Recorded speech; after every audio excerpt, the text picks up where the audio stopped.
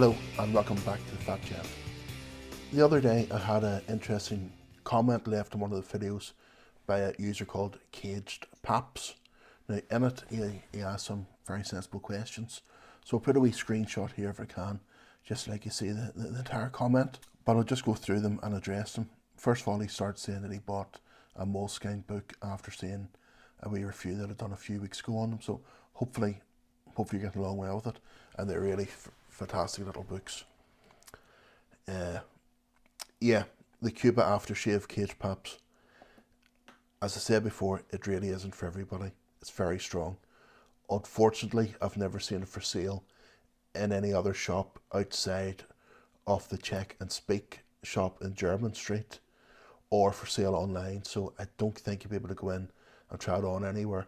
Hopefully if somebody's seen it for sale, they can put a wee comment in this video, maybe help the chap out. You talk about pens and nice fountain pens and that.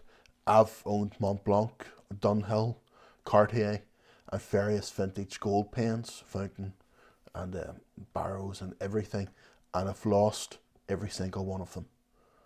I do not hold on to pens. For some reason they just disappear. So I've, this past maybe 5 years, only ever bought two or three types of pens. The first one is a Uni, the Premier Jetstream.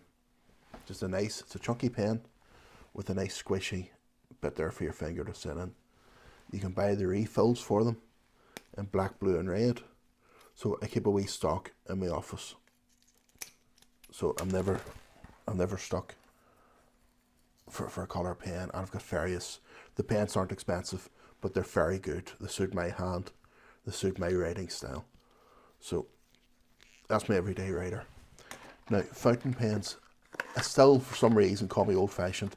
I like to write bank checks, lodgements and sign letters with fountain pens. So I use these disposable Bic all-in-one fountain pen. They're okay.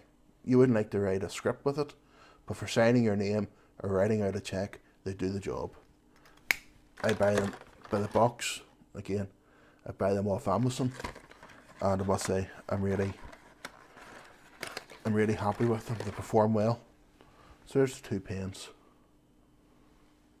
which I use. Everyday writer and one for signing checks. That's all I need.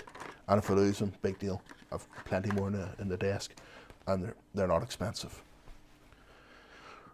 Airlines. You'd ask about airline reviews. It really depends whereabouts you're going to.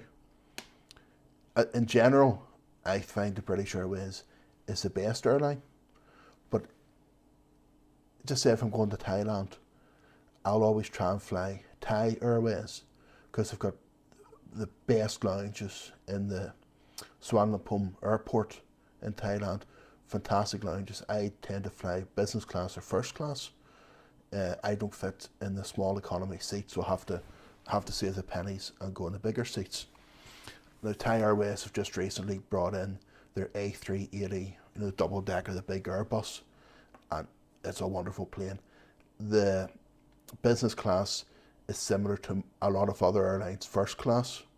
The British Airways business class has some seats are very private, but you have to walk over people's legs to get out to go anywhere unless you're sitting in the aisle, and I don't like sitting in the aisle.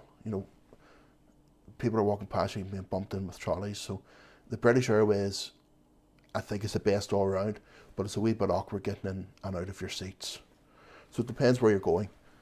Now, next week after next, I'm heading to Las Vegas. We're flying British Airways operator flight, but it's done by American Airlines. So it's two flights, one from Dublin to Philadelphia, Philadelphia to London. One of flights is business class, one of flights is first class. So I'll try and get a wee sneaky video. Now, Caged Papa asks about the use of credit cards and the like. I use debit card, prepaid credit cards, or American Express. So in general, I'm not spending money that I don't have. It's there, it's on the cards. With the Amex, it needs paid for at the end of the month in full. So you know where you stand, you're not going to go crazy. And it works out very well. I'm a member of the British Airways Executive Club. I've got one of their bronze cards. You get a few wee perks with it, but not too many. But the beauty is, any points you've saved up with your American Express spending, you can transfer to the Avios points, which then you can use those for the British Airways flights. Now, you can be very restricted as to what routes and flights you can book with Avios, but if you're booking last minute, it seems to be the most beneficial, and you'll get good deals purely by using Avios or Avios and cash, whatever suits you best. Yeah. And I think that covers all of your questions, Cage Pops. Thanks very much for the comment. It was interesting, and some of the wee subjects I've covered here, I'm going to do separate videos on in the future, as and when I get time and they become relevant. So thanks for watching. Bye bye.